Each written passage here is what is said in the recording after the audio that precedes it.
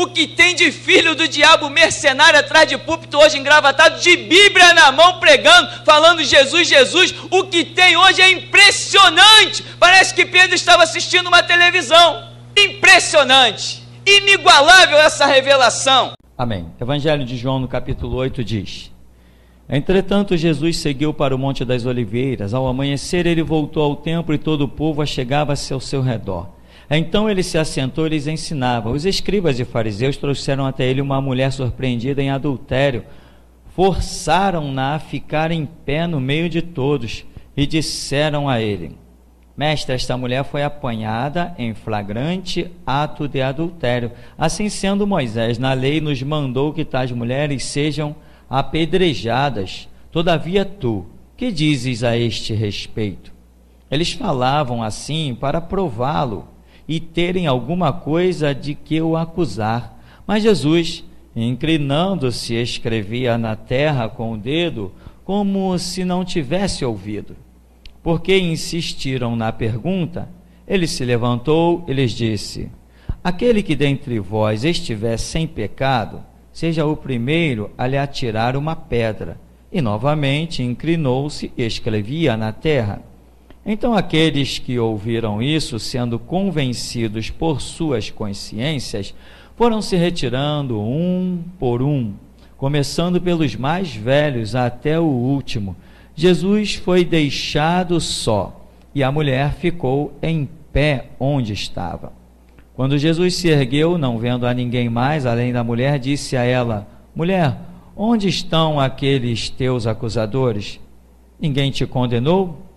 Disse ela: Ninguém, Senhor. E assim lhe disse Jesus: Nem eu te condeno.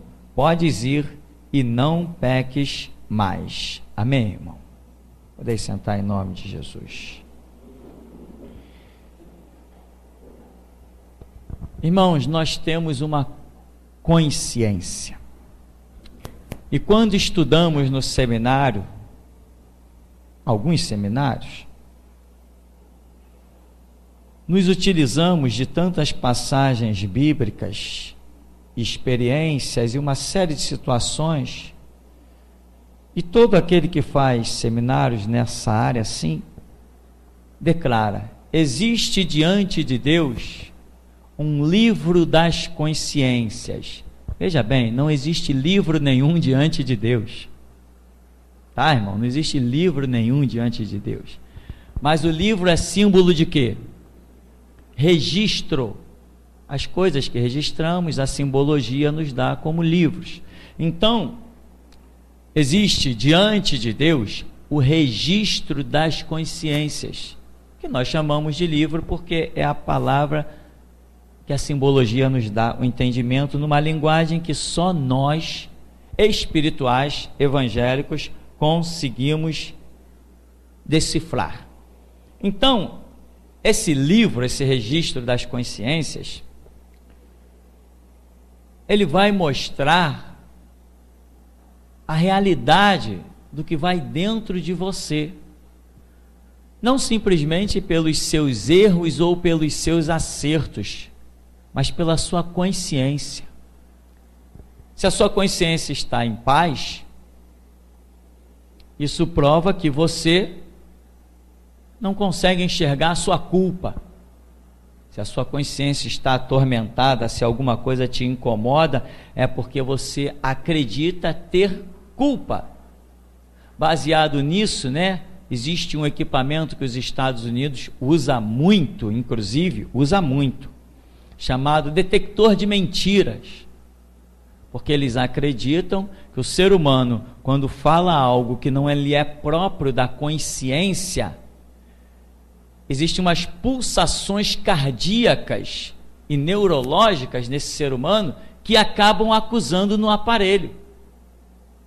Eles têm usado esse aparelho abundantemente. Ele é certo, porém não em 100%. Porque existem pessoas que conseguem mentir com uma cara de pau tão boa que manipulam até seus batimentos. Tu pergunta para o camarada assim: tu já morreu e ressuscitou? Ele: morri 7 vezes e ressuscitei. O aparelho não acusa. ele tem um autocontrole de tal maneira, mas o fato de aparelhos da terra não acusar, não significa que o aparelho de Deus não vai acusar. Então, há uma mudança dentro de você, há um comportamento interno, se você fala a verdade ou se você fala a mentira. Você mesmo sente que quando você mente, você não é o mesmo. Ora, todos nós já mentimos em algum momento, não já? Muitos de nós já mentiu por ser obrigado. Às vezes nós somos obrigados a mentir.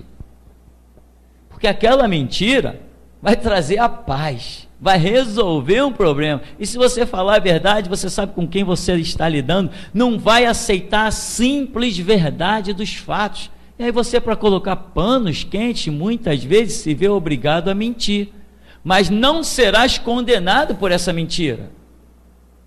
Por quê? Porque no registro das consciências, você não mentiu em benefício próprio, nem visando denegrir, nem danificar, nem prejudicar ninguém. Você mentiu pensando no bem de alguém. Isso não é simplesmente uma mentira.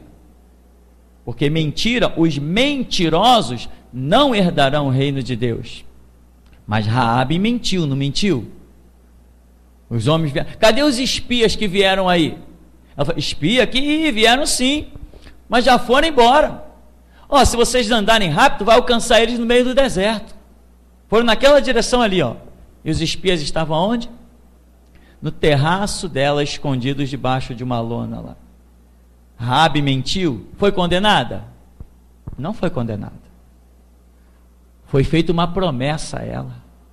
Quando os espias contaram a situação, Josué falou assim, olha, na casa que tem o fio de escarlate, que fica próximo dos muros, ninguém toque naquela casa, nem ninguém que estiver lá dentro.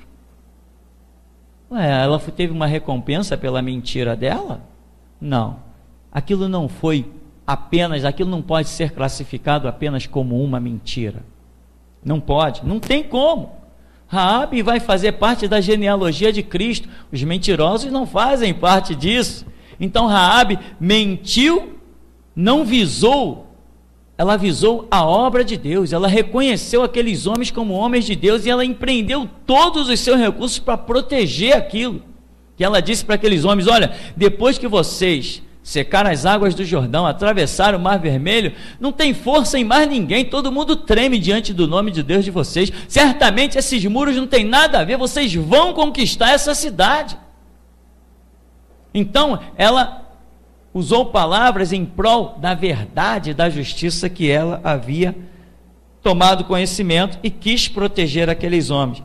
Isso é uma mentira? Não, eu não classifico isso apenas como mentira. Simplesmente eu posso até nem encontrar uma palavra técnica para isso, mas apenas como mentira? Não, de jeito nenhum. Eu não aceito isso apenas como uma mentira, porque mentira em si é aquilo que você visa levar um benefício, visa ter um lucro, né? E ali ela avisou os outros, automaticamente ela foi recompensada. Toda boa ação é recompensada. E quem recompensou aquela mulher? O próprio Deus, porque Josué, aquele representante máximo ali do momento, disse, ninguém toca na vida dessa mulher. Então, agora os mentirosos, eles sentem dentro de si, né, que alguma coisa está errada. Alguns desenvolvem a capacidade de mentir muito bem, mas mesmo assim, irmão, sabe que está mentindo. Amém? Quem sabe onde está a verdade, também sabe onde está a mentira. Quando você não sabe onde está a verdade, nem onde está a mentira, você vai tocando a vida como um robô mecânico. Mas se você sabe onde está a verdade, também você pode saber onde está a mentira. Se você sabe onde está a mentira, você consegue detectar a verdade. É assim, as coisas são esse contraste. É na luz que você consegue entender o que são as trevas, né? Bom, na tua luz vemos a luz, diz o Senhor Jesus. Aqui, você vê que quando eles chegam para Jesus, no verso 8, Jesus se inclinou de novo. No verso 9, então aqueles que ouviram isso, sendo convencidos, a outra versão diz assim, sendo acusados pela própria consciência, significa que a consciência deles lhes traduziu alguma coisa, o ser deles, se autocomunicou, a consciência deles os acusou. Irmão, eu recebi vários contatos, WhatsApp, e-mail, vários contatos por causa da última mensagem, por causa daquela revelação que eu coloquei aqui do irmão Rômulo. Muita gente ficou assustada. Então, irmão, nós estamos aproveitando essa oportunidade para dizer que a igreja precisa ter postura. Jesus falou assim: quem de vós me convence do pecado?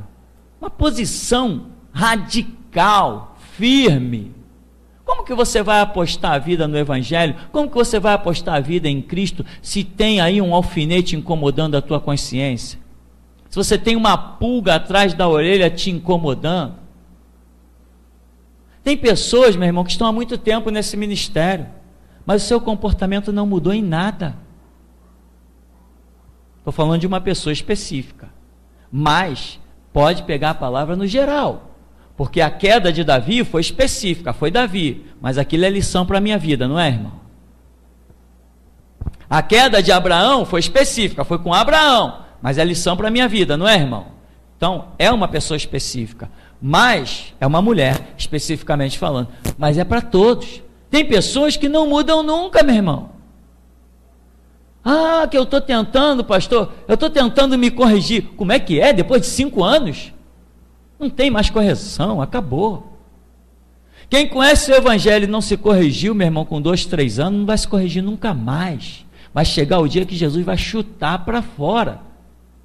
Porque a árvore que não produz bom fruto, ele corta. E lembra da parábola? Vou cortar essa figueira. Aí alguém intercede: não, Senhor, não corta não, deixa aqui. Eu vou estercar a terra, eu vou adubar, eu vou regar, e deixa tanto tempo, mas se depois desse tempo não der fruto, aí a gente corta. Então existe um tempo, meu irmão, para se dar fruto. Não é a vida toda. Eu não posso conhecer o Evangelho com 20 anos e dizer, quando eu tiver com 60, eu vou tomar uma vergonha na cara, eu vou dar fruto. Não, se eu conheci o Evangelho com 20 anos, meu irmão, eu tenho que no dia seguinte começar a dar fruto. Ou será que essa glória toda do Evangelho não é o bastante? Muita gente apavorada, irmão, com a última mensagem. De tudo que é canto. Tudo que é canto. Eu tive que mandar um e-mail para algumas pessoas dizendo assim: olha, toma jeito. Não cabe mais. Uma obra de restauração, não cabe mais ficar lidando com pessoas como na primeira dispensação. Essa obra não é para isso.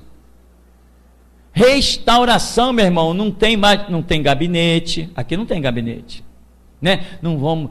Ah, pastor, qual é o dia do gabinete? Não, aqui não tem gabinete. Ah, o pastor não atende. Irmão, atendo no final de um culto. Por enquanto eu estou atendendo. Por enquanto, Às vezes eu estico e às vezes eu afrouxo. Eu já tinha falado que não ia atender ninguém depois do culto. Devido a alguns irmãos que têm necessidade, eu passei a atender. Eu compreendi a necessidade. Como não posso me retirar, passei a atender e outros voltaram. Mas eu já tinha suspendido o atendimento aqui, não tinha, irmão? Ainda tem pessoas, irmão, vou falar mais uma vez, eu não quero ser grosso, não. Acabou o culto, não tem seminário, não tem escola bíblica. Eu não estou aqui para responder de dúvida bíblica, nem do que você leu na Bíblia. Não me interessa o livro que você leu, a Bíblia que você leu, a interpretação que você teve, o anjo que desceu, que conversou contigo. É problema teu com Deus. Cresça lá no teu canto. Depois do culto eu estou cansado. Eu quero conversar com quem tem coisa importante para falar. Não quero dar aula bíblica para ninguém. Sabe o que acontece? Você toma o meu tempo e perde o seu, porque eu não vou te responder. O que eu respondo por educação seria 1 milhão de outras coisas para você. Mas você tem que entender as coisas. Quer aprender? Vai lá para o teu canto, chora lá. Tua fonte de ensinamento se chama Espírito Santo. Eu sou só, meu irmão, uma agulha num palheiro. Eu sou um grão de areia na beira dos oceanos. Você tem que aprender a guerrear, a ir lá. E outra coisa, irmão, não venha dar uma de sábio. Não, que eu vou falar com o pastor para ele ver que eu estou lendo a Bíblia. Quem tem que ver que você está lendo a Bíblia é o teu Deus. É Ele que vai te recompensar. Eu não tenho recompensa para ninguém, não tenho esse poder, não conheço a intimidade. Jesus conhece a intimidade de todo mundo. Então estou falando, irmão, pela última vez, acabou os cultos, acabou a aula, tá? Não vem pegar aula bíblica no final do culto, senão eu vou começar a ser grosseiro, dizer, irmão, dá licença, eu tenho gente para atender. Vai ser assim, porque a gente fala, e a pessoa parece que tem memória curta. Acabou o culto, não tem aula bíblica, tá, meu irmão? Não quero saber o que você leu na Bíblia, não quero saber o livro que você tem, não quero saber a experiência que você teve, sei lá da onde. Há tempo para todas as coisas, né? Seminário está de férias. Então aqui há um livro, ou como nós acreditamos, o registro das consciências. A pessoa, quando ela não é verdadeira, ela sente dentro, ela sabe que ela não é verdadeira, ora bolas, claro que ela sabe, né? E isso, meu irmão, se você não anda por fé, o que é andar por fé? Andar por fé é andar por convicção. Uma vez uma mulher aqui próxima, uma igreja de Nova Vida que tinha aqui em cima, a mulher chegou, manifestou um demônio. Daquela vez eles discerniram que era demônio, porque os demônios estavam lá dentro da igreja constantemente falando línguas estranhas e ninguém discernia. O demônio estava lá pintando e bordando. Um dia disseram para mim, a fulana estava na igreja falando língua estranha. Eu falei, quem? Fulana falando língua estranha? Quero ir ver. Que dia é o culto? Tá o culto, eu quero ir lá ver. Quero ver isso de perto. Fui lá, acabou o culto. O que você achou? Eu falei, vocês deram bastante espaço para o demônio. Que língua estranha, aquilo é diabo, aquilo não é Espírito Santo. Aí uma vez nesse mesmo lugar, chegou lá, um demônio caiu lá. Aí a mulher veio cheia de autoridade. Demônio, você vai ter que sair em nome de Jesus. Aí o demônio olhou para ela e falou assim, você? Acende um cigarrinho aí pra gente. Como você quer me expulsar? Lembra de lá daquele lugar? Daquele outro? Irmão, você não pode ter nada que te acuse nessa caminhada. Você tem que ser limpo, tem que ser santo, tem que ter convicção dos teus passos. O mundo vai explodir. Não, comigo não. Eu habito no esconderijo do Altíssimo e descanso à sombra do Onipotente. Pode explodir o mundo, mas vai todo mundo morrer. Você acha que você vai escapar? Vou escapar. Tem que andar com convicção, meu irmão. Você tem que ter consciência dos seus passos. Evangelho é glória. Evangelho é uma porta que ou te conduz para o céu ou te conduz para o inferno. Deus amou o mundo de tal maneira e deu seu Filho unigênito para que todo aquele que nele crê não pereça, mas tenha vida eterna. Mas é todo aquele que nele crê. E quem não crê vai perecer e vai ter morte eterna. Morte eterna não é deixar de existir. Morte eterna significa sofrer eternamente. A salvação é eterna e a morte é eterna. O gozo e a alegria são eternos e o sofrimento também é eterno. E o preço tanto da salvação quanto da condenação é apenas um: o sangue de Jesus Cristo no Calvário. Então, temos que caminhar, irmãos, com confiança. Deixar de lado, como diz Paulo, as fábulas, as más conversações que corrompem os bons costumes. Irmão, eu não sei porque ainda não joguei a toalha. É porque a graça de Deus é grande. Às vezes não vale a pena jogar a toalha, porque tem, sabe, passa na minha memória que alguns querem. Deus está mostrando, Deus está falando sobre alguns. Mas muita gente dentro desse ministério, na próxima ceifa, não vai ficar de pé. Eu sou homem. Que homem, meu irmão? O verdadeiro homem é aquele que se curva nos pés de Jesus e que diz, Senhor meu Deus. Sabe, irmão? Me falaram um negócio aí, eu não estou usando como verdade, mas estou usando só como exemplo dos fatos. Tem papos aí, irmão, na internet do povo da geração Jesus Cristo, que sinceramente, Esse povo não entendeu nada de evangelho, muito menos do que é restauração. Mas eu estou dizendo, a foice vai passar, não vai deixar nem raiz nem ramo. E é isso que me faz não jogar a toalha. Porque eu tenho o meu papo com Jesus e Jesus tem o papo dele comigo. Sabe, irmão? Se não fosse a grande obra e as misericórdias desse Deus vivo, irmão, sinceramente, já teria dito, oh, perdeu, a obra já perdeu o objetivo. Estou pregando para quem? Mas é que Deus, meu irmão, vai renovando. Se perguntar aqui, meu irmão, desde o começo do ministério, nós temos 16 anos aqui nesse lugar. Talvez ninguém aqui dentro tenha 16 anos nesse ministério. Ou quem sabe, 1 ou 2. Cadê esse povo todo de 16 anos? A foice foi passando e foi levando todo mundo. Vai ver onde eles estão. Ah, pastor, mas nem todo mundo está desviado. É verdade, nem todo mundo está desviado. Os que não estão desviados, que não estão na maconha, não estão metendo a cara na cachaça, estão dentro de uma igreja batista. Você quer isso para a tua vida? Quer isso para a vida do teu filho? Eu prefiro a morte do que ser membro de uma igreja batista. Eu prefiro a morte do que ser membro de uma igreja assembleia vendido para a política. Eu prefiro a morte.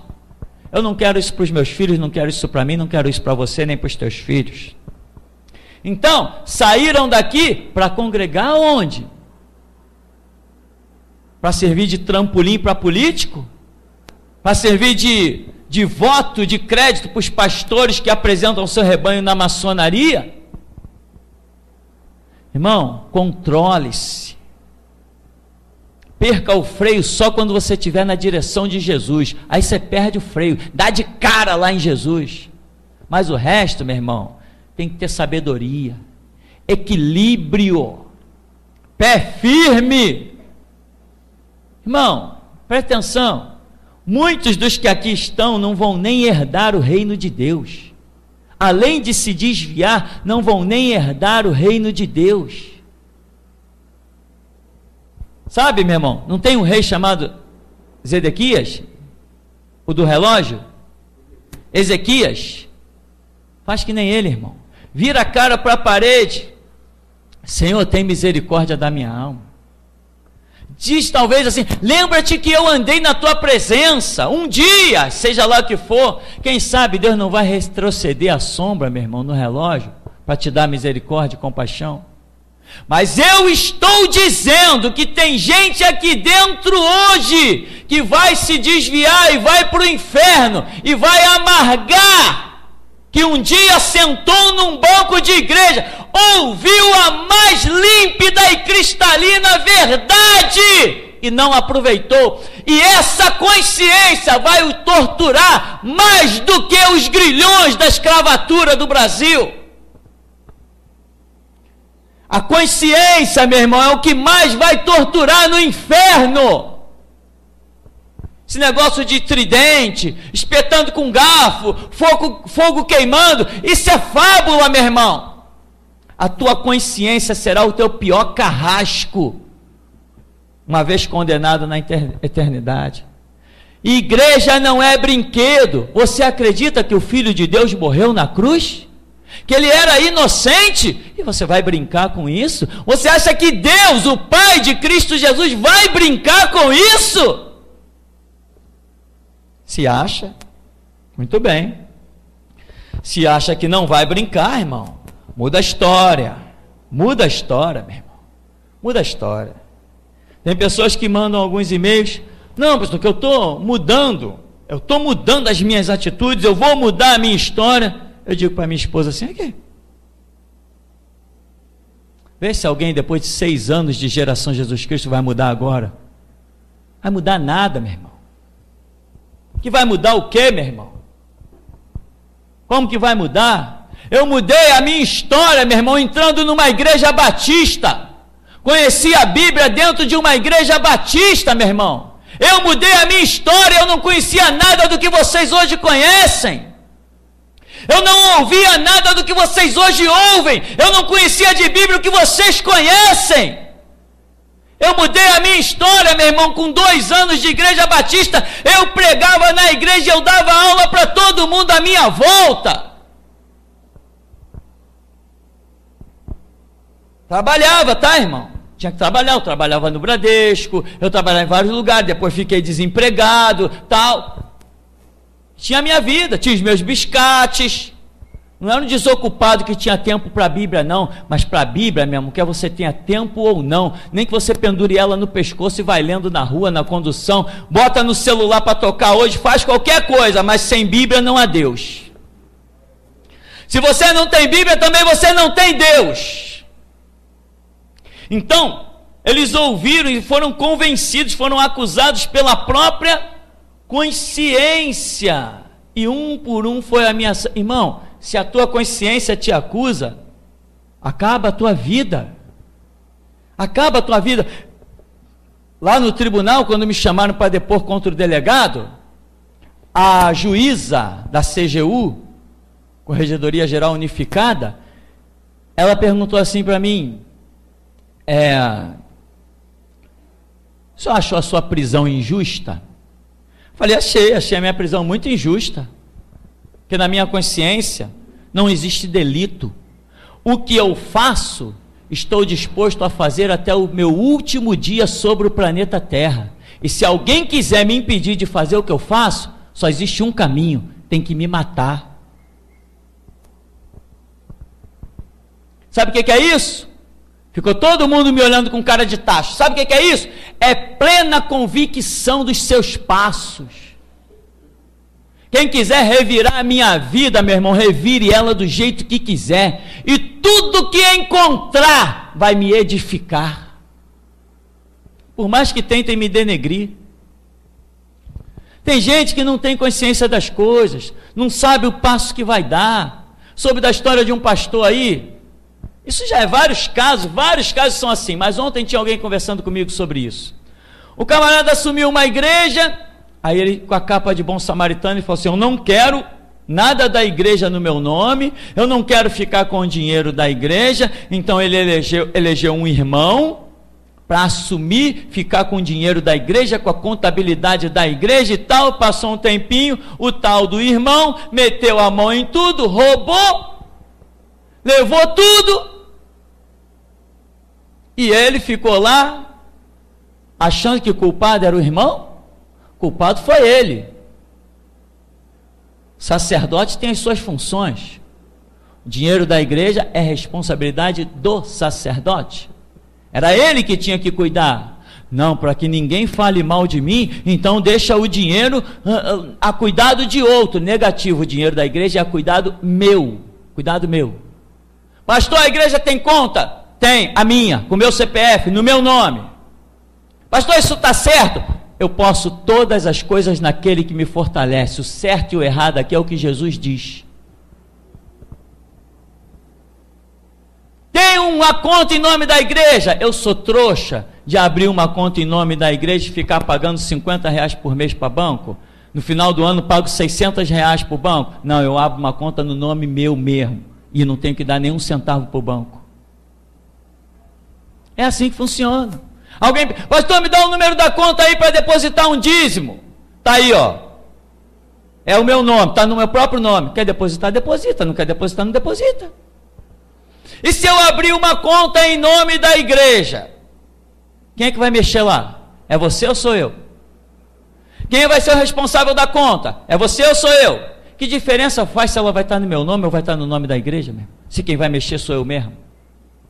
Mas ninguém tem autoridade para mexer, só eu. E se eu fizer diferente, estou errado perante o Deus vivo, porque a responsabilidade é minha, toda minha. Quem quiser se levantar, me acuse. Mas só tome cuidado, que a minha consciência não me acusa. Essa caixa aqui, de som, compramos há alguns anos atrás. Hoje ela já custa mais de R$4.000. Está no meu nome. Mas de quem é ela? Ela não é minha. Está no meu nome. Esse microfone que eu seguro, comprei com nota fiscal no meu nome, mas a quem pertence? Não pertence a mim. as guitarras, violão, caixa de som, a quem pertence essas coisas? No nome de quem está? Pode tudo estar no meu nome, meu irmão, mas nada é meu, está tudo sob a minha administração. A hora que Jesus determinar qualquer coisa sobre isso, assim será. Eu não posso fazer dessas coisas do que eu penso, eu tenho que orar e ver a direção de Deus. A minha consciência não me acusa. Uma vez entrou um rapaz aqui, como é que é a questão dos dízimos e ofertas na tua igreja? Eu falo, é como Jesus quer que seja.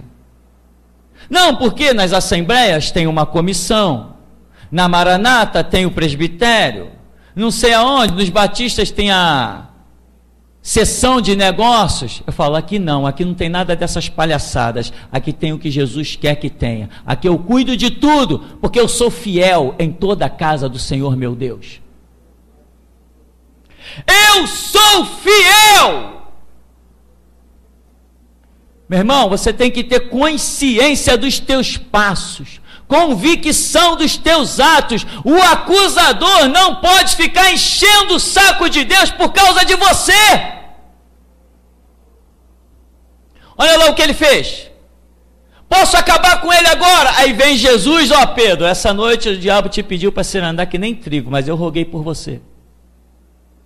Aí toda hora lá está você pisando na bola e vem o diabo, olha lá, é minha chance, me deixa acabar com ele. Não, eu vou dar mais uma chance para ele. Aí o diabo diz assim, tu não está sendo justo não, hein? Por muito menos eu já levei muita gente. E vai ficar Jesus ouvindo coisas do diabo por causa de você, das tuas pisadas na bola, dos teus delitos? É assim que tu ama o teu Senhor? Morre, meu irmão, mas morre santo. Morre, mas morre santo.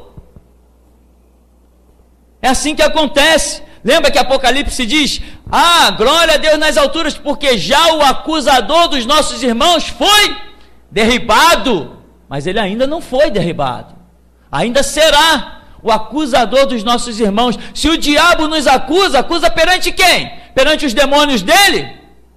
Perante a população, perante a humanidade? O diabo nos acusa perante Deus constantemente. Por causa de alguns, o diabo está encontrando força para elevar os seus olhos para os céus e dizer, aí Deus, olha lá o teu servo, bem feito que tu morreste por ele na cruz. Vê como ele valoriza, como ele cospe no teu sangue, como ele pisa na tua coroa de espinhos. Temos que acabar com isso, meu irmão. Temos que acabar com isso. Temos que arrancar as acusações da nossa memória. Temos que arrancar. Acabar com isso. Sirva ao Deus vivo? Então sirva ao Deus vivo. Acabou-se a história. Né? Às vezes os irmãos estão conversando, não sei o que. Não, irmão, sabe como é, né? Todo mundo peca, então a gente tem que ir com cuidado. Todo mundo peca, tem que ir com cuidado? Porque tem alguma coisa na sua mente te acusando, né? Porque quem não tem nada na sua mente acusando, não usa esse artifício não usa esse vocabulário não, irmão.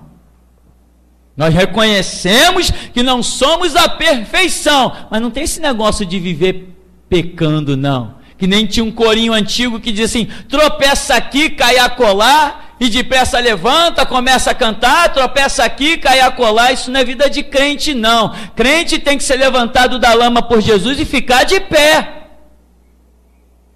Negócio de cai aqui, levanta ali, cai de novo, levanta ali. Meu irmão, não dá. Não dá. E você vai imaginar que vai haver uma obra na tua vida?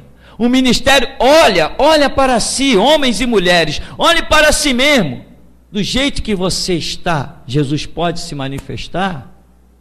E às vezes, irmão, sabe o que eu acho engraçado? Às vezes Deus mostra coisas no ministério, eu sei para quem, às vezes não, às vezes eu não sei, às vezes eu sei para quem é, mas acaba o culto, vem alguém, pastor, aquela palavra era para mim? Não era, mas passou a ser. Porque se você estivesse andando com firmeza e dignidade na presença de Deus, não teria perguntado se a palavra é para você. Está com medo de alguma coisa, ou seja, pode ser que você não esteja em pecado nem em delito, mas está mostrando que você não está com a convicção, não está com o fundamento, não está com a fé avivada, não está com consciência total dos seus passos. Não está, meu irmão. Como que Deus vai usar a sua boca?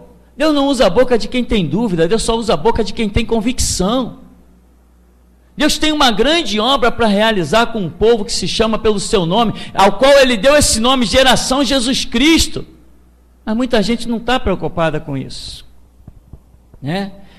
As consciências estão acusando. Não pode, não posso ser acusado por nada, né?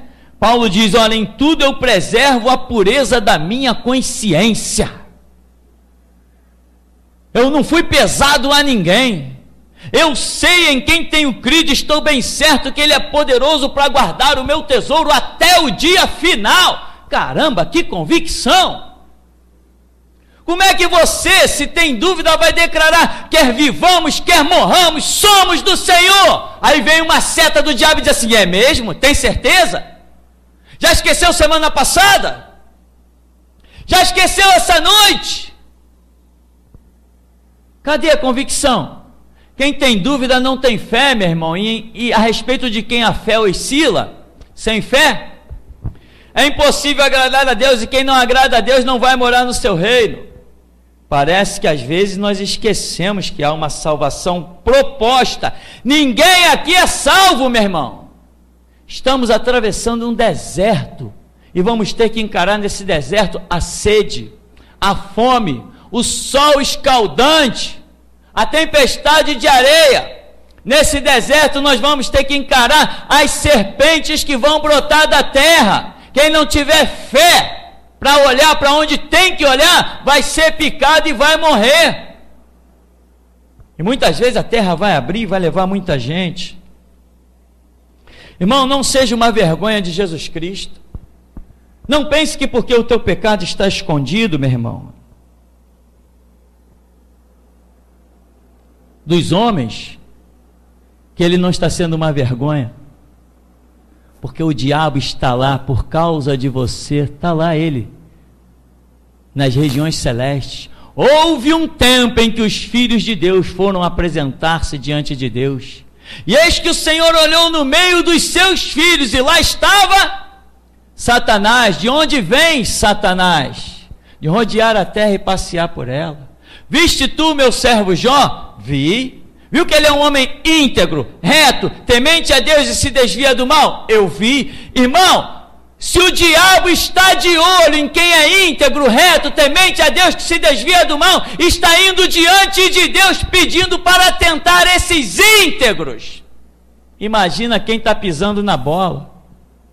Imagina o quanto que não estamos nós com as nossas falhas incomodando ao nosso Deus, enquanto que Ele está querendo abrir os céus, derramar uma unção poderosa, arrebentar as cadeias, os grilhões, despedaçar todo o jugo, libertar os cativos, restaurar os oprimidos. Ao invés dele derramar essa unção de poder, ainda está tendo que derramar unção de misericórdia.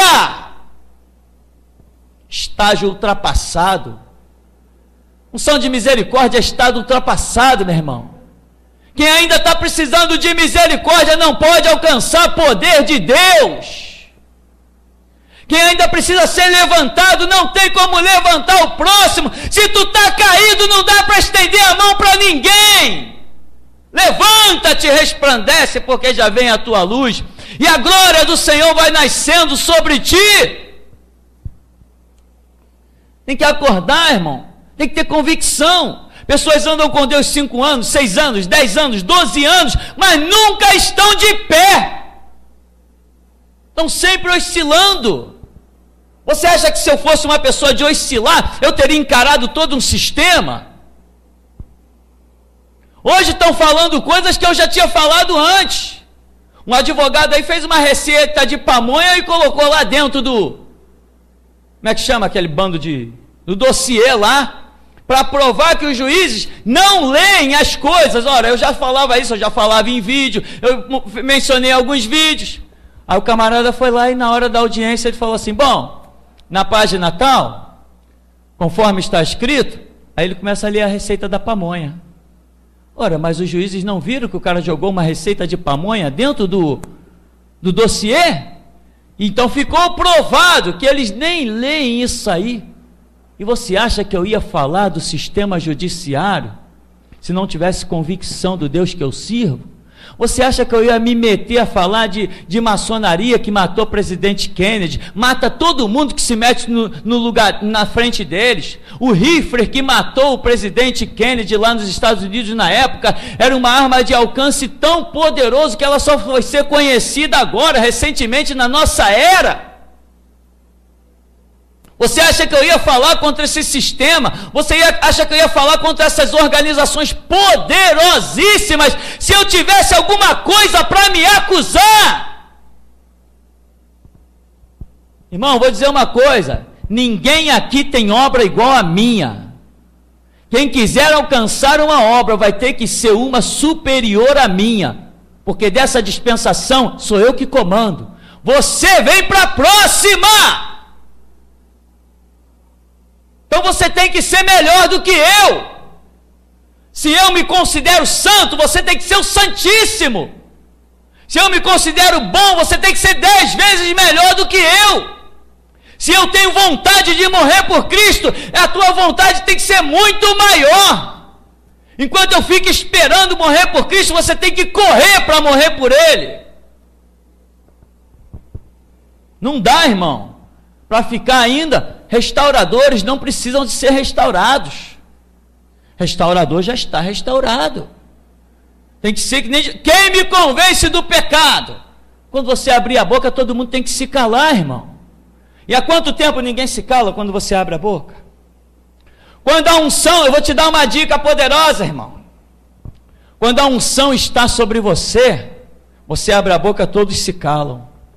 Quando a unção não está sobre você, você abre a boca e vira discussão.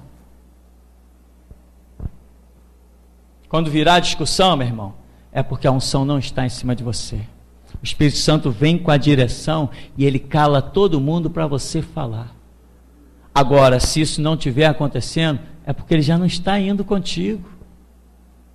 Então tem que ter consciência dos passos que você dá, né? Aqui em Romanos, Atos Romanos capítulo 2,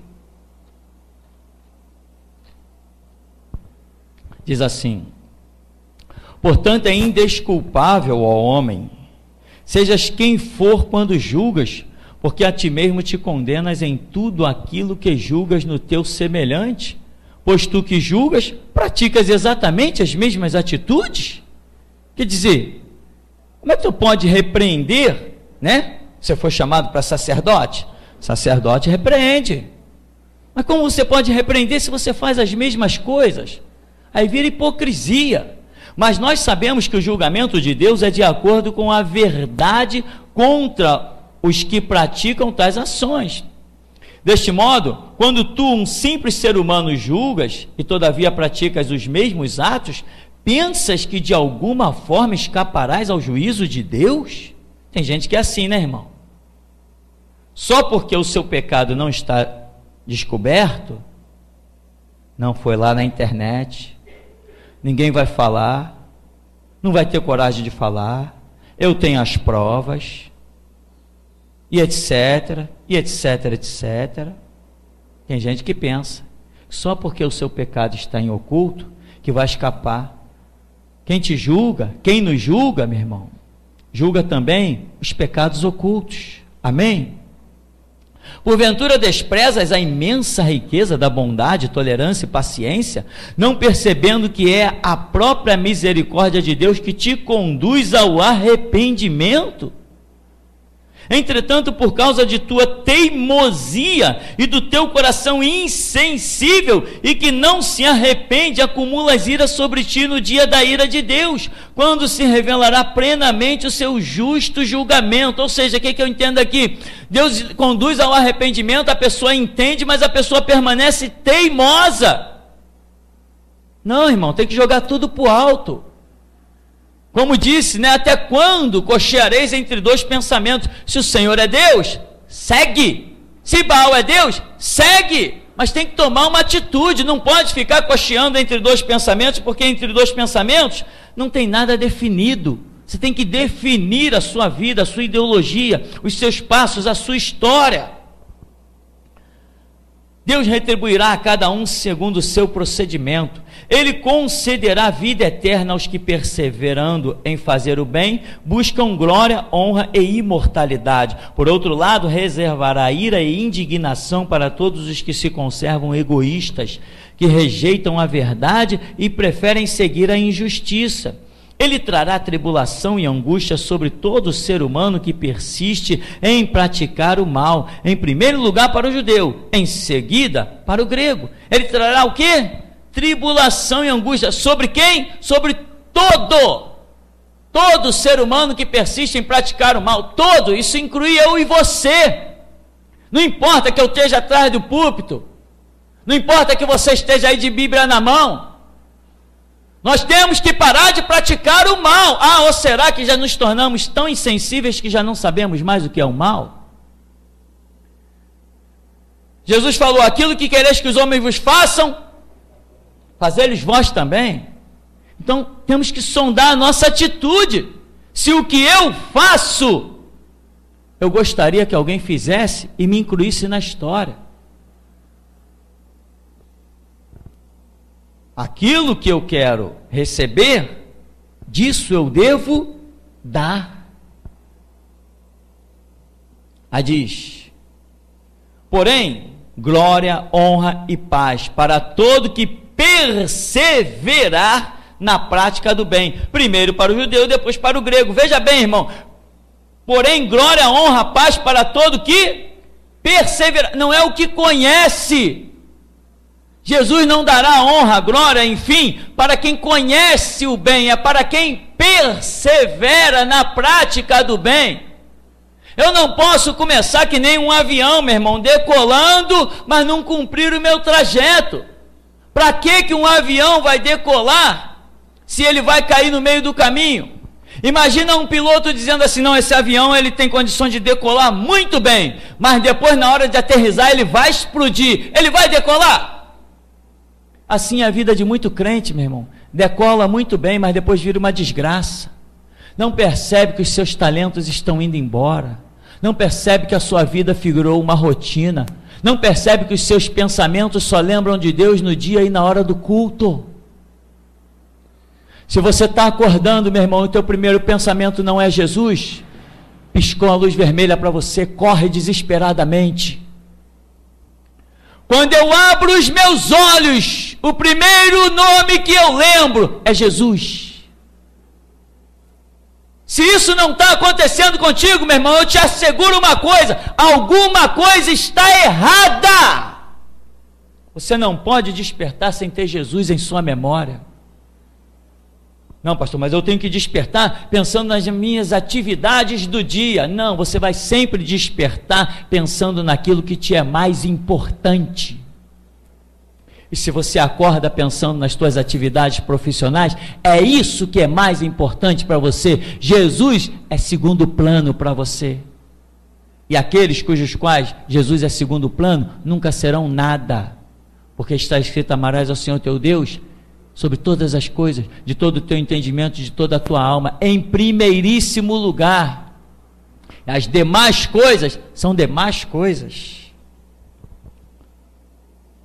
Porquanto em Deus não existe parcialidade alguma, pois todos os que sem a lei pecaram, sem a lei também perecerão. Todos os que pecarem sob a lei, pela lei serão julgados. Por diante de Deus não são os que simplesmente ouvem a lei considerados justos, mas sim os que obedecem à lei. Estes serão declarados justos. Não é o fato de entrar numa igreja, meu irmão, ouvir uma mensagem. Não é o fato de entrar numa igreja e alguém te entregar uma visão e te exaltar, você sentir seja lá o que for de bom. Não é o fato, não é isso.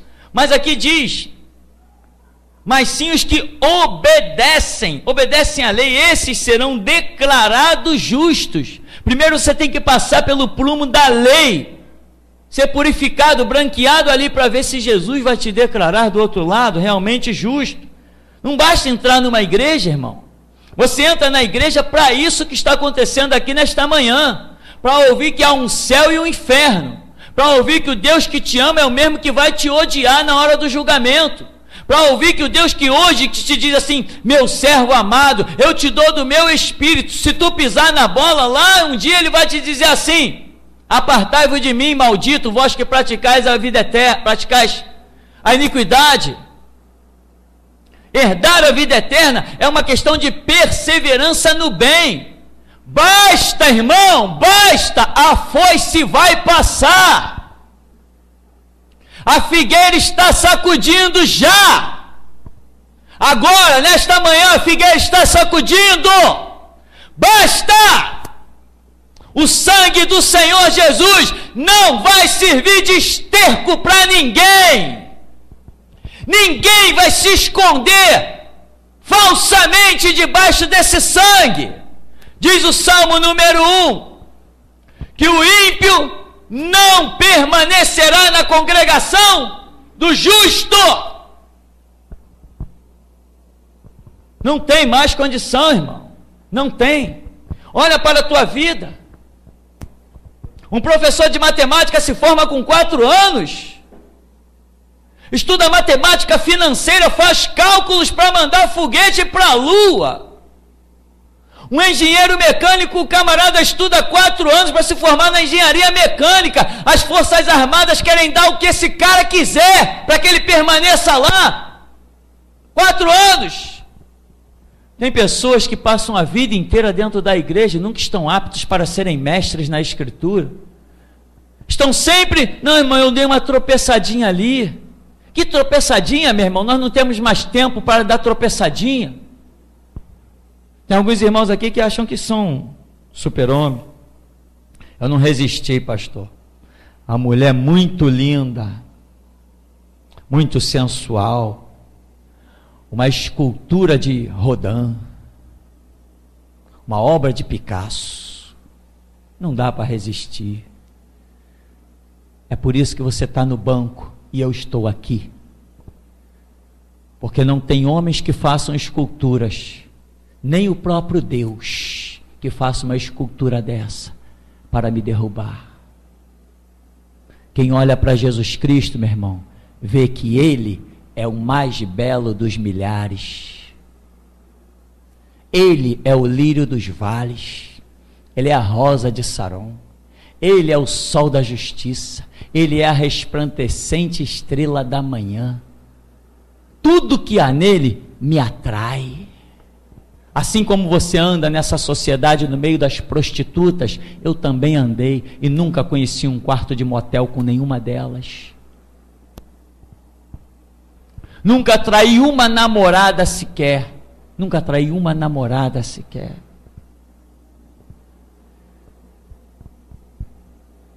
Não há mais espaço para erros. Vamos encarar uma nova dispensação, meu irmão, que Deus já vai trazer pessoas para cá, para dentro, com mentalidades muito avançadas. Não vai ter mais esse tempo que muitos tiveram de vir para cá e ser lapidado, restaurado. Não vai ter mais esse tempo, isso vai acabar. Cada ano que passa, a obra se torna mais emergente, mais corrida, mais violenta. Por isso que Deus já está tratando com milhares pela internet, que depois serão trazidos para cá, mas já com uma mentalidade muito superior. E que, como está escrito, né? Os últimos serão os primeiros. Isso é feliz por um lado, pode ser triste por outro. De fato, quando os gentios que não têm lei praticam naturalmente o que ela ordena, tornam-se lei para si mesmos, muito embora não possuam a lei, pois demonstram claramente que os mandamentos da lei estão gravados em seu coração, e disso dão testemunho sua própria consciência e seus pensamentos, algumas vezes os acusando, em outros momentos lhes servindo de defesa. Todos esses fatos serão observados na humanidade no dia em que Deus julgar os segredos dos homens por intermédio de Jesus Cristo, de acordo com as declarações do meu Evangelho. Irmão, não tem tempo mais. Quem é santo, seja santificado ainda. E quem é sujo, suje-se mais ainda. Talvez essa seja a última palavra para muitos que estão aqui dentro. Talvez, né? Para não dizer com certeza. Agora, a atitude nossa, nós já sabemos qual deve ser. Temos que ser, como diz Paulo a respeito da igreja. A igreja é o quê? Coluna e firmeza da verdade. O que é a igreja? A igreja é cada um de nós. Então o projeto de Deus para nossas vidas é sermos coluna, sustentação, inabaláveis, firmeza da verdade. Quem quiser ouvir a verdade tem que vir até nós. Agora, se eu ando na mentira, que verdade eu tenho para proclamar? Quando eu tentar libertar alguém com uma verdade manchada, o diabo se levanta que nem um dragão e me engole, irmão. Eu tenho que ter consciência dos meus atos. Tem que ter uma vida cristalina. Quando todo mundo tiver medo de entrar na cova dos leões, eu digo assim: peraí, deixa comigo que eu entro. Quando todo mundo tiver medo dos traficantes que estão imperando, eu digo: peraí, deixa que eu resolvo isso. Mas vão te matar, que matar? Como matar? Não pode ser morto aquele que Jesus Cristo sustenta. Você tem que ter convicção, irmão. Você não pode cochear entre dois pensamentos. Você tem que ter um prumo na tua vida inabalável. Quando você estiver numa conversa, meu irmão, às vezes as pessoas falam de um jeito, falam de outro. Quando você abre a boca, alguém vem questionar: não, mas não pode ser assim, e a opinião dos outros, está todo mundo errado, eu sou o único certo. Tem que ter convicção. Não, mas fulano falou que estudou teologia, blá, blá, blá. Eu não estudei teologia, eu aprendi com Jesus Cristo. Convicção do que você tem de Deus, convicção dos passos que você dá. Eu não tenho dúvida do caminho que eu sirvo, meu irmão. Se eu tivesse dúvida, não íamos ter uma placa escrita: a podridão do judiciário, palco de Satanás, em frente a uma faculdade, filmar e jogar na internet para o mundo inteiro ver. Quem tem dúvida dos seus passos não faz uma obra desta. Eu não sou louco. Eu tenho plena consciência dos meus atos. Estudei química, física, matemática, biologia, geografia, história, estudei todas as matérias e fui muito bem sucedido. E se alguém quiser fazer um teste na minha memória para ver se eu sou maluco, eu me submeto. Não sou maluco, eu tenho convicção do caminho que eu sirvo, eu tenho convicção dos meus passos, eu tenho convicção da obra das minhas mãos. Eu sei o que tenho semeado, espero colher. Alguns têm medo. Tem gente aqui dentro que está com medo de colher do que semeou. Está apavorado. Põe tua boca no pó, talvez haja esperança. Porque você sabe que aquilo que nós semeamos, disso nós colhemos. E é isso que eu tenho pregado nesse lugar. Não tenho medo do futuro. Que ele venha, porque certamente eu ficarei de pé. Não interessa que o futuro venha, eu ficarei de pé. Eu sei com quem eu ando. Ele não é uma fábula. E a sua convicção, meu irmão? A sua convicção. Tem mais, hein? Presta atenção. Eu estou pregando nessa manhã e estou usando como exemplo a minha vida, porque ela é o bastante para você. Não é qualquer homem que o prega e coloca a sua vida como exemplo, não. Muitos pregam com uma consciência lhes acusando. Então ele diz: irmão, porque Jesus ensinou isso, porque Jesus ensinou aquilo, porque Jesus fez aquilo e aquilo outro. Eu digo: não, é assim, eu faço isso, eu ando assim, olha para mim.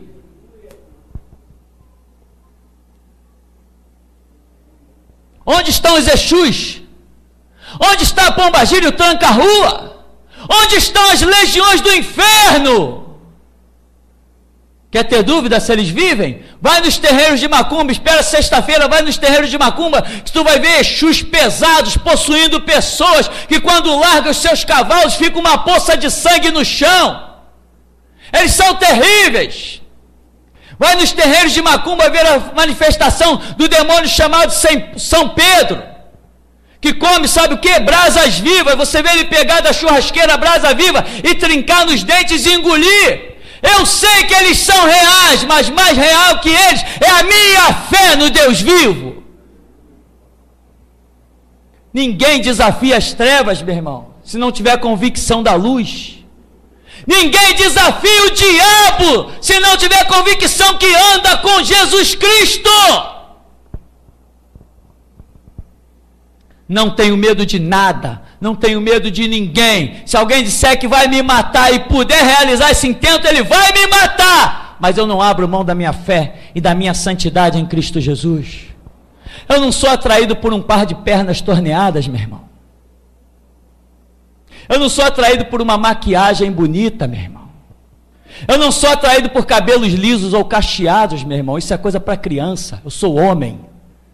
Jesus Cristo me chamou como um homem, não como um moleque, não como uma criança. Mulher não me convence a ir para um hotel com ela, meu irmão.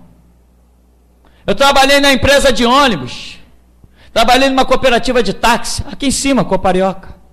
Tinha uma menina, era a menina mais bonita de lá do trabalho. Ela só chegava cedo para ficar cruzando pernas na minha frente. Todo mundo sabia a intenção dela. E vinham falar comigo: fulana, tá doida para sair contigo. Eu digo assim: diz para ela procurar outro partido. Porque apesar da beleza dela, eu conheço uma superior, que se chama Jesus Cristo. Sou apaixonado por este homem. Quando eu fui trabalhar na empresa de ônibus, uma chegou perto de mim e falou assim: tu tem um sorriso muito bonito, hein? Irmão, não é sempre que eu fui careca não, tá? Eu também já tive tupete. Tem sorriso bonito, hein? Quer sair comigo? Falei: não, sou casado. Falei: não, mas eu não tenho ciúme não, eu pago o hotel só para você sair comigo. Eu disse assim: guarda o teu dinheiro, porque os meus intentos são outros. Não, pastor, quem vai resistir isso? Isso, meu irmão, não é para qualquer um, isso é só para os servos do Deus vivo. Você é? Me tranquem dentro de um quarto com 7 mulheres nuas e você vai ver que eu permaneço fiel a Jesus Cristo. Me tranque aonde quiser, você vai ver que eu permaneço fiel a Jesus Cristo. Eu não ando segundo os meus sentimentos, eu ando segundo a minha fé. Eu não ando segundo o que os meus olhos veem, eu ando segundo aquilo que eu creio. Não há tempo de cair, meu irmão. Se na minha caminhada tivesse tropeços, essa obra não seria a força impetuosa que ela é. Esse ministério consegue arrancar gente das Assembleias de Deus depois de décadas. Esse ministério traz gente de tudo que é denominação para sentar aqui. Você acha que Jesus Cristo teria essa força com o ministério de um cara que tropeça aqui e cai a colar? E você, o que você vai ser no passado? Será que no passado nós teremos o prazer de fundarmos uma nova igreja com você assumindo lá, escrito Geração Jesus Cristo 2? Ou será que esse sonho nunca vai se realizar? O projeto de Deus está aí, mas o projeto dele funciona com homens. Ele pode contar contigo? Você está incluído nos projetos de Deus? Você está, mas você vai se excluir ou vai permanecer firme? Irmão, vou te dizer uma coisa. A convicção que eu tenho de que há um Deus vivo que julgará todas as coisas, e que esse Deus anda comigo, esta convicção, meu irmão, nenhum seminário dá, nenhuma experiência é o bastante para isso.